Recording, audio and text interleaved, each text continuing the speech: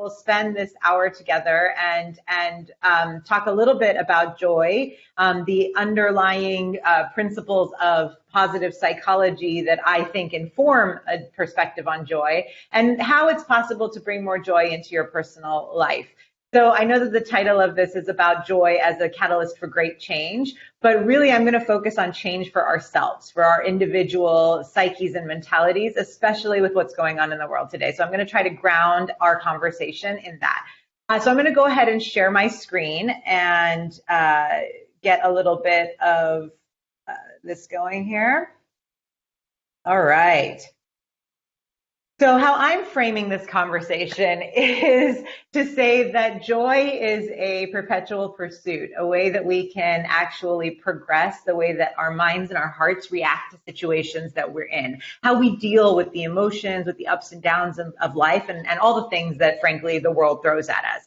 And in this context, joy is in particular extremely hard, but vitally necessary. The world today is demanding it and demanding it of us on an individual daily basis. And it is exhausting to think about how I can bring more and more of that joy into my day-to-day life. So I'm going to try to help hone in on some things, practical things that we can all individually do to embrace that, and some of the science behind it.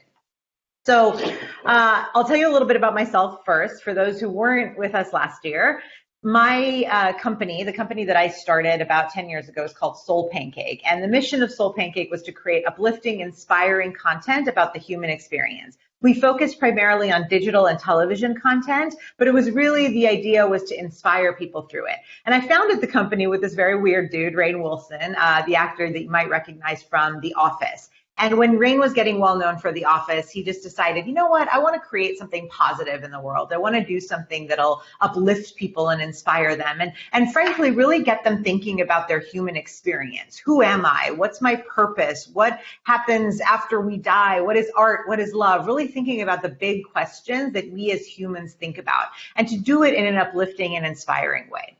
And thankfully, we were pretty successful at this. We ended up getting, 1 billion video views on our content. We had, I joke, millions of ugly cries. And about 4 years ago, we were acquired by a company called Participant Media, which is a film studio that focuses on social impact change films. So they made everything from RBG to Just Mercy to Roma, films that really are about a message and creating kind of campaigns alongside those films. So for us, it was a great marriage. We try to move hearts, they try to move minds, and it was really a great partnership to be a division of their company. Now, along the way, in making all this content and amassing, millions of fans, we learned a lot about what inspires people, what brings them joy, what helps them grow.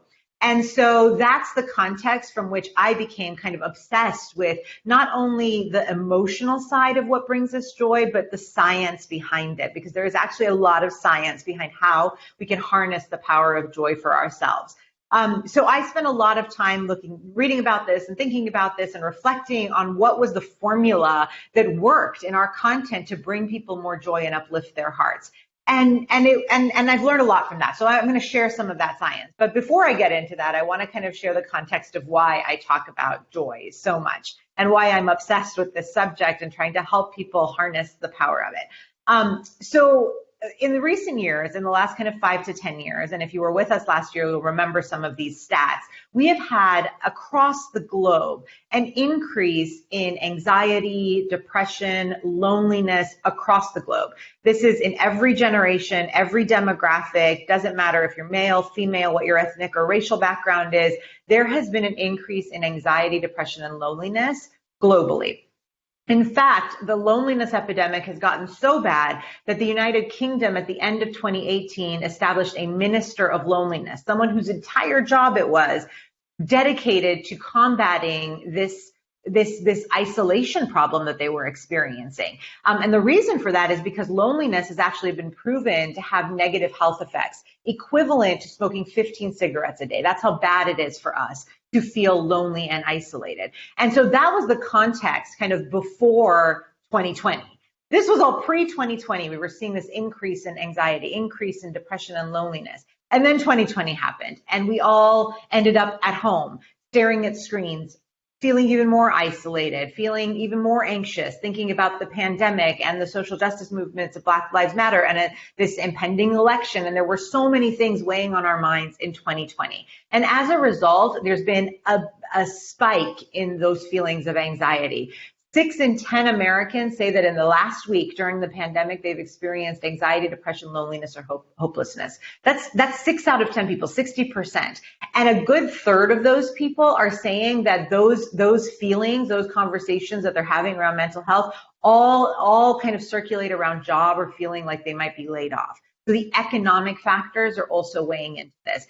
There's a heightened sense of these mental health issues that are weighing on us as Americans, as well as, frankly, everyone in the globe. And so as a result, in that context, when we're looking at what's happening in the world in 2020 and frankly, into 2021, watching what happened on Tuesday in the Capitol it felt like I was watching an alternative universe kind of unfold in front of me. And those things create anxiety in us. And that capitalizes upon itself, because when we don't have a chance or an opportunity to reset our brains, to harness the power of joy, it can build up and accumulate inside of our brains. So in that context, I genuinely believe, I said this last year, I will still say it, joy is an act of rebellion. Intentionally choosing to bring more joy into your life and to harness joy is incredibly powerful. It can be a real catalyst for change and for growth. Now, I want to talk about what I think joy is and what I think joy isn't, because I think a lot of people have misconceptions about what it is and what it isn't.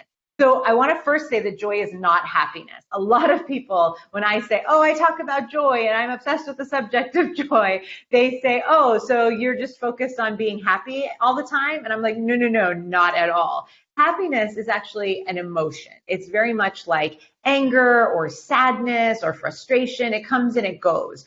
So, I'm on the West Coast, and, anytime an In-N-Out opens on a street corner near you, you're happy for a little bit because you're like, oh, score, the best burgers in town are now 5 minutes away. So you have a momentary feeling of happiness, usually brought on by external factors. And that emotion comes and it goes. It has ups and downs, the same as sadness and anger. So joy is not happiness. That is not what I'm talking about. Joy is also not optimism. A lot of people say, oh, I'm a natural pessimist, so there's no way I can harness the power of joy. I can't even think about what joy is because I'm naturally pessimistic. And I'm here to say joy is not about optimism. There are many Eeyores in the world who can learn to harness the power of joy and the power of positive psychology. And so I want to make it clear that the kind of joy I'm talking about is not optimism.